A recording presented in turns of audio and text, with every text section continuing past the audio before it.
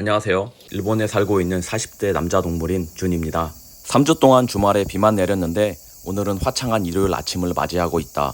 그래서 오늘은 다른 일 다 제껴두고 나의 텃밭을 가꿔야 되는 날입니다. 나의 텃밭은 10평도 되지 않는 아주 작은 곳에 농사를 짓고 있습니다.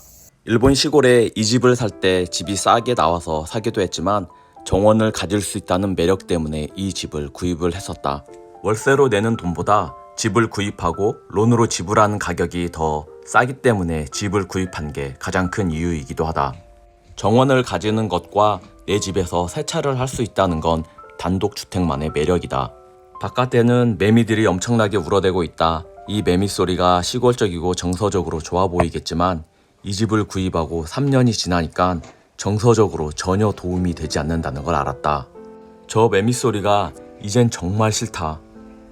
소리 때문에 싫은 건 아니고 매미들의 종족 보호 능력을 보고 나면 매미들이 얼마나 징그러운 녀석들인지 알 수 있을 것이다. 인생 살면서 내 집에서 그런 별걸 다 볼 수 있다는 자체가 너무 놀랍고 시골 생활을 하다 보면 그것보다 더한 일도 일어난다.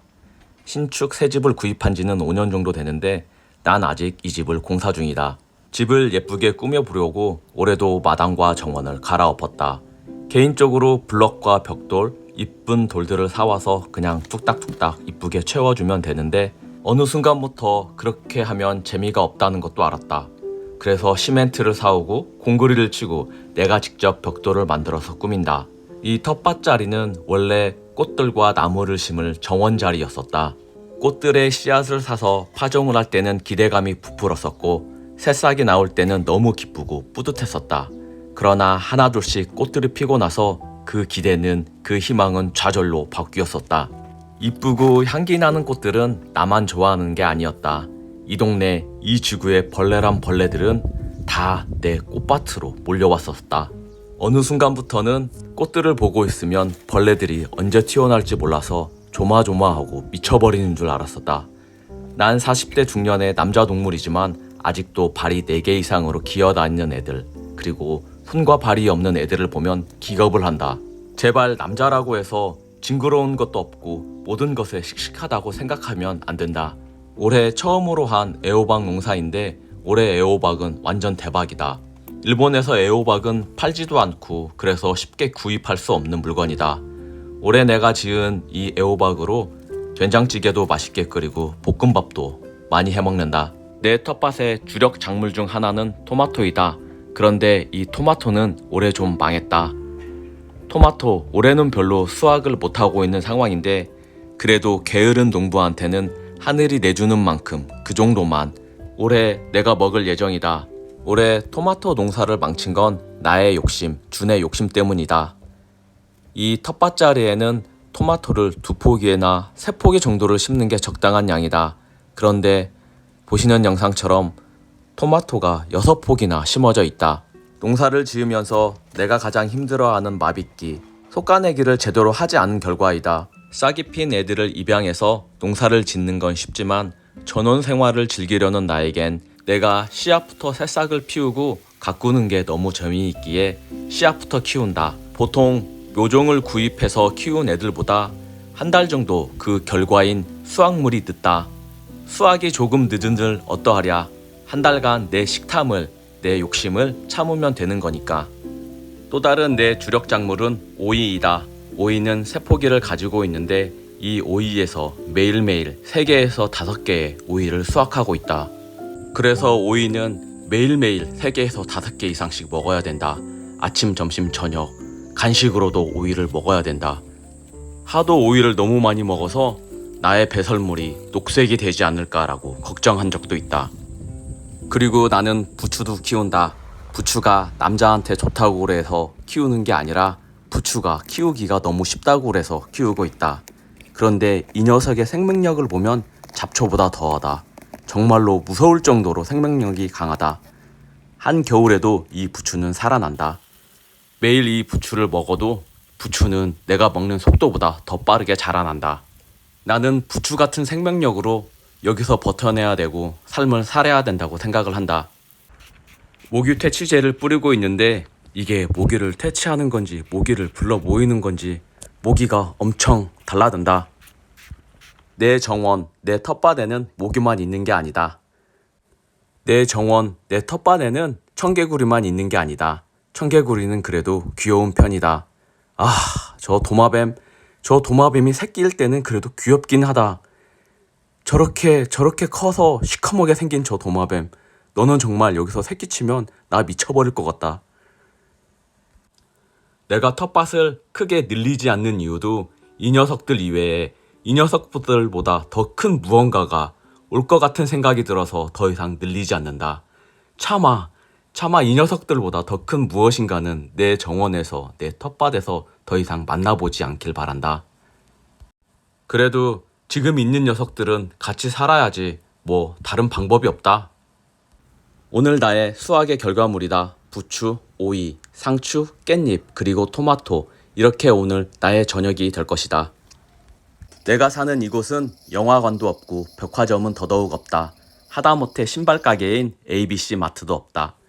당연히 브랜드 옷을 파는 곳도 없다. 그래서 내가 필요한 의류를 살 때는 우리 동네에 있는 시마무라를 가거나 옆 동네까지 운전해서 가야 된다.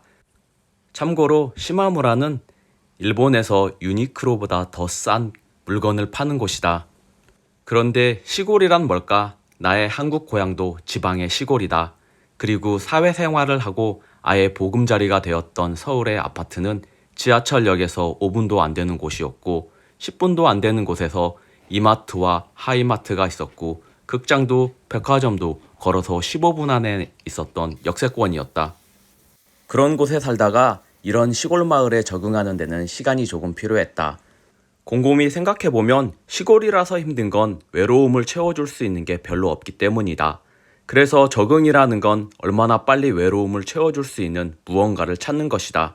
사실대로 말하면 한국에 살 때도 일을 하지 않는 주말에는 나는 할 일이 없어서 빈둥빈둥 동네 한 바퀴를 돌았고 남는 시간에는 영화관이나 등산을 하면서 시간을 보냈다.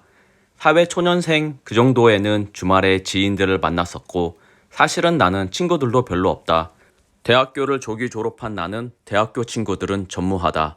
그나마 대학원 때 친했던 미국이나 일본 애들은 내가 한국에서 회사 생활을 하면서 서서히 연락두절이 되었다. 한국은 특별하게 도시화된 곳, 특히나 역세권에서 삶은 항상 내 정신을 빼앗을 정도로 휘황찬란한 게 많았기 때문에 외로움을 별로 느끼지 않았다. 그 중에서도 병원의 편리함은 세계 최고라고 생각한다. 물론 한국처럼 처방받은 약이 손 한 주먹인 그런 나라도 별로 없지만 그래도 한국 병원은 확실히 편리하다. 나는 이곳에서 사랑니를 뿜는데 한 달이 걸렸었다. 이런 시골은 미국에서 살 때와 거의 비슷하다. 그러나 나는 일본에서 삶이 더 외롭다. 그건 나는 여기서 한국인 커뮤니티와 교류를 하지 않기 때문에 완전히 무인도에서 혼자 생활하는 것처럼 살고 있기 때문에 은퇴를 하면 시골에 내려가서 소 키우고 밭을 갈면서 살고 싶다는 나의 아버지도 내가 사는 이곳을 2번 방문하고 나서 더 이상 시골에 내려가서 살겠다는 말은 쏙 들어갔다. 내가 일본 시골에서 텃밭을 가꾸면서 살아가는 건 나의 20대 때 내 인생 목표는 아니었다. 살다 보니 어찌어찌 하다 일본에 살게 되었고 어찌어찌 하다가 이 시골 마을에서 주말에 텃밭 농사를 하면서 살고 지낸다. 나의 의도는 절대 아니지만 어찌어찌 살다 보니 40대 중년이라는 나이가 되었고 떨어진 장화를 신고 목이 늘어나고 구멍난 티를 입고 구멍난 밀짚 모자를 쓰면서 일을 해도 아무도 나를 알아보지 않는 이곳. 나 또한 그 누구도 신경 안 쓰고 내 텃밭 일에 집중할 수 있을 이곳이 가끔은 좋을 때도 있다. 내 이름을 보고 일본 사람들은 처음에 중국인이 아니냐고 물어본다. 그럼 나는 중국인이 아니라 한국 사람이라고 대답을 한다. 그러면 일본 사람들은 처음에 한번 놀란다. 그리고 여기서 무슨 일을 하냐고 무슨 일 때문에 여기 와서 있냐고 물어보면 나는 여기서 어디 회사에 다닌다고 대답을 한다. 그러면 그들은 2번째 놀란다. 3번째로 일본어는 어디서 배웠냐고 물어보면 나는 여기 일본에서 어디 학교를 다녔다고 대답을 하면 일본 사람들은 3번째 놀라고 그 다음부터 서로 눈치 보면서 더 이상 대화는 없다. 아무도 날 모르고 나 또한 그 누구도 신경 안 쓰는 이곳. 외롭기도 하고 혼자 무인도에서 생활하는 것과 똑같다. 여기 내 텃밭에 있는 녀석들과 주말에 말도 걸어보고 완전 내 인생의 동반자가 된 것 같다. 이제 중년이라고 불려줘도 전혀 어색하지 않는 나이대가 되었다. 이제는 버텨야 한다. 나는 이제 그런 나이대인 것 같다. 버텨야만 삶이라는 파도를 이겨낼 수 있는 그런 나이대인 거다. 이번 한 주도 모두 고생하셨다. 주말에는 정말 아무것도 생각하지 않는 그런 나만의 일을 한번 찾아보길 바란다.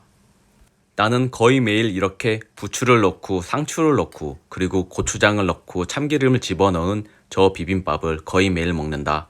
요즘 한여름에 이렇게 밥 비벼 먹는 것도 너무 맛있다. 여러분도 한번 드셔보실래요? 가족들과 함께 맛있는 음식도 꼭 같이 드시고 가족들이 모두 행복할 수 있는 주말을 맞이하시기 바랍니다. 모두들 화이팅!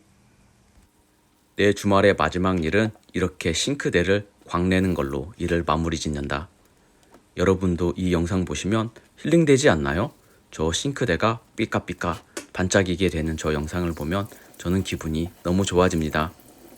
그리고 마지막으로 수채구멍에 내가 키운 로즈마리를 넣어서 냄새를 잡아주게 하면 됩니다.